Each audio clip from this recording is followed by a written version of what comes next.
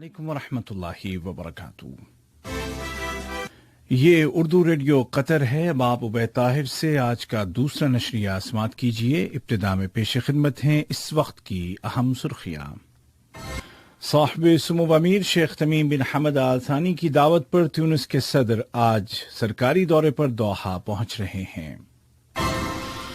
Qatar ने कहा है कि वो गैस बरामद करने वाले मुल्कों के फोरम की हिमायत जारी रखेगा और आइंदा साल दोहा में इन मुल्कों की सरबराही कॉन्फ्रेंस में तमाम लीडरान को खुशामदीद कहता है। और अमरीकी मीडिया ने जॉर्जिया रियासत में भी जो बाइडेन को फातेह करार दे दिया है, जबकि सदर ट्रंप के हामियों की जानिब से बड़े मुजाहरे मुतवक्के हैं। और अब पेश खिदमत है उर्दू रेडियो कतर FM 107 से आज का दूसरा मुफस्सल नशरिया। बिस्मिल्लाहिर्रहमानिर्रहीम। साहिब सुमो अमीर शेख तमीम बिन हमद आल थानी की दावत पर ट्यूनिस के सदर जनाब कैस बिन सईद आज दोहा पहुंच रहे हैं, जहां वो कल दीवान अमीरी में साहिब सुमो अमीर के साथ मुलाकात करेंगे, जिसके दौरान दोनों मुल्कों के आपसी ताल्लुकात और उनको फरोग देने के जराये पर बातचीत की जाएगी। वाज़ेह रहे कि कतर और ट्यूनिस के दरमियान मिसाली ताल्लुकात कायम हैं और दोनों मुल्कों की क़यादत इन ताल्लुकात को हमेशा से मुस्तहकम करती आई है। कतर की वजारत दाखिला ने ऐलान किया है कि मुतल्लिका इदारों ने मुतअद्दिद ऐसे अफराद को हिरासत में ले लिया है जिन्होंने सोशल मीडिया पर कबायली तासुबात को हवा देने की कोशिश की थी। वजारत दाखिला ने कहा कि वो किसी भी ऐसे शख्स के खिलाफ कानूनी कार्रवाई में नरमी नहीं बरतेगी जो कतरी सोसाइटी के इत्तेहाद और आपसी रिश्तों को नुकसान पहुंचाने के लिए किसी तरह की इम्तियाजी बात करेगा। कतर ने पेरिस पीस फोरम के तीसरे सेशन के इजलास में शिरकत की। इस इजलास में दुनिया के 60 से ज्यादा मुल्कों और आलमी इदारों के सरबराहान ने हिस्सा लिया। वीडियो कॉन्फ्रेंसिंग टेक्नोलॉजी के जरिए मुनाकिद किए गए फोरम का इफ्तिताह फ्रांस के सदर इमानुएल मैक्रोन ने किया। सेशन में कतर की शिरकत इस बात का मजहर है कि कतर दुनिया के मसाइल को हल करने के लिए बैनुल अक़वामी ताउन और मुश्तरका इज्तिमाई काम की अहमियत पर यकीन रखता है।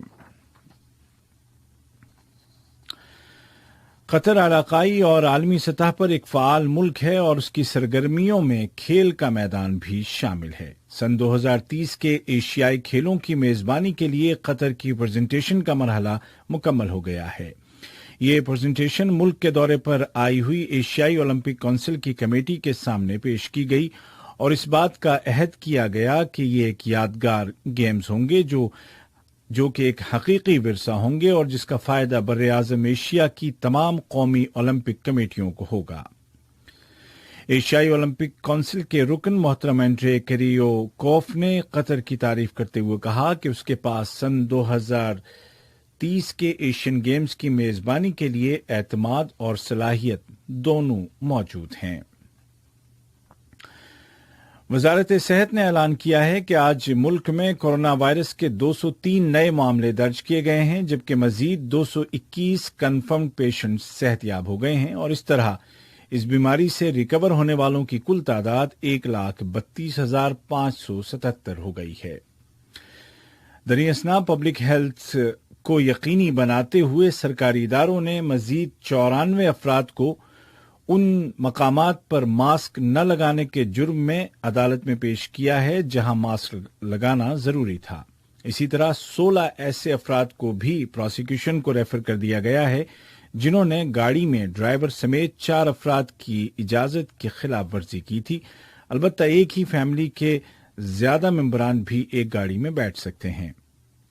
इसी दौरान में कतर से बाहर मौजूद अफराद का ख्याल करते हुए कोविड-19 के हवाले से ग्रीन लिस्ट की ताज़ा अपडेट पर अमल दरामद को 20 नवंबर तक मुलतवी कर दिया गया है।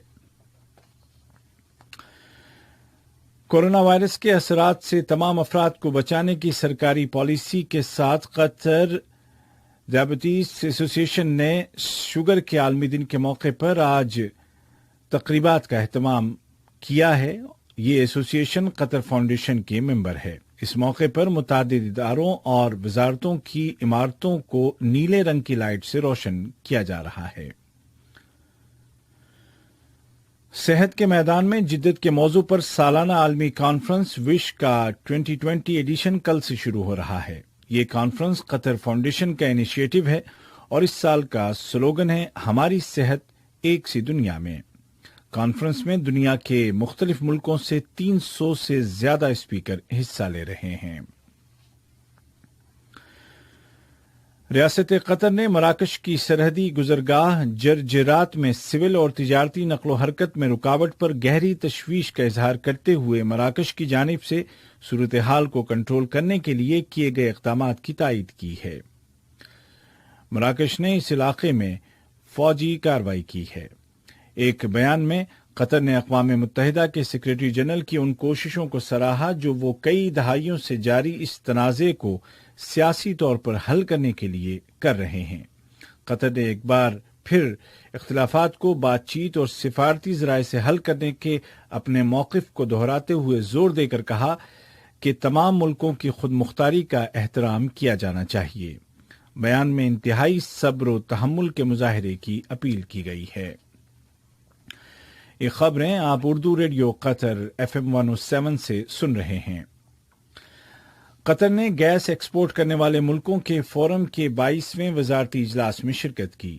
یہ اجلاس ویڈیو کانفرنسنگ ٹیکنالوجی کے ذریعے الجزائر میں منعقد کیا گیا۔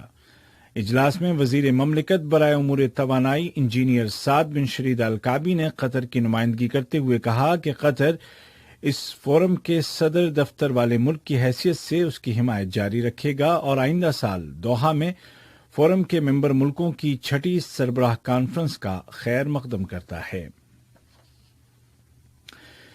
لیبیا کے لیے اقوام متحدہ کی ایلچی محترمہ اسٹیفانی ولیمز نے اعلان کیا ہے کہ تیونس میں لیبیا کے فریقوں کے درمیان ہونے والے سیاسی مذاکرات میں شرکاء اس بات پر متفق ہو گئے ہیں کہ آئندہ سال 24 دسمبر کو ملک میں پارلیمانی اور صدارتی انتخابات کرائے جائیں گے۔ انٹرنیٹ پر بلائی گئی پریس کانفرنس میں محترمہ اسٹیفنی نے کہا کہ اب اگلا چیلنج وسطی علاقوں سے فوجی عناصر کو نکالنے کے لیے فوجی کمیٹی کی اسٹریٹجی پر عمل درآمد ہوگا۔ اور امریکی میڈیا نے اعلان کیا ہے کہ ڈیموکریٹ صدارتی امیدوار جو بائیڈن کو کالج الیکٹورل میں 306 اور ریپبلکن امیدوار ڈونلڈ ٹرمپ کو 232 ووٹ ملے ہیں۔ یہ نتائج جارجیا اور شمالی کیرولائنا ریاستوں میں ووٹوں کی حتمی گنتی کے بعد سامنے آئے ہیں۔ امریکی کانگریس کی اسپیکر محترمہ نینسی پیلوسی نے کہا ہے کہ الیکشن بالکل محفوظ تھے اور دھاندلی کا کوئی ثبوت نہیں ہے۔ اسی دوران میں صدر ٹرمپ کے حامی دارالحکومت واشنگٹن اور دیگر شہروں میں آج مظاہرے کر رہے ہیں۔ مظاہرین صدر ٹرمپ کے ان دعووں کی تائید کر رہے ہیں کہ الیکشن میں دھاندلی ہوئی ہے۔ آج کا دوسرا نشریہ ختم ہونے سے قبل اس وقت کی اہم سرخیاں ایک مرتبہ پھر سن لیجیے۔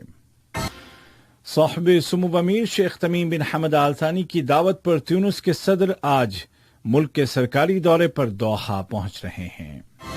قطر نے کہا ہے کہ وہ گیس برآمد کرنے والے ملکوں کے فورم کی حمایت کو جاری رکھے گا اور آئندہ سال دوحہ میں ان ملکوں کی سربراہی کانفرنس میں لیڈران کو خوش آمدید کہتا ہے۔ امریکی میڈیا نے جارجیا ریاست میں بھی جو بائیڈن کو فاتح قرار دے دیا ہے، جبکہ ٹرمپ کے حامیوں کی جانب سے بڑے مظاہرے متوقع ہیں۔ اردو ریڈیو قطر FM 107 سے آج کا دوسرا نشریہ اپنے اختتام کو پہنچا۔ ہمارا اگلا نیوز بلیٹن کل صبح ٹھیک 9 بجے پیش کیا جائے گا۔ آج کے اس بلیٹن کو آپ تک پہنچانے میں میری تکنیکی معاونت کی ہشام البلوشی نے۔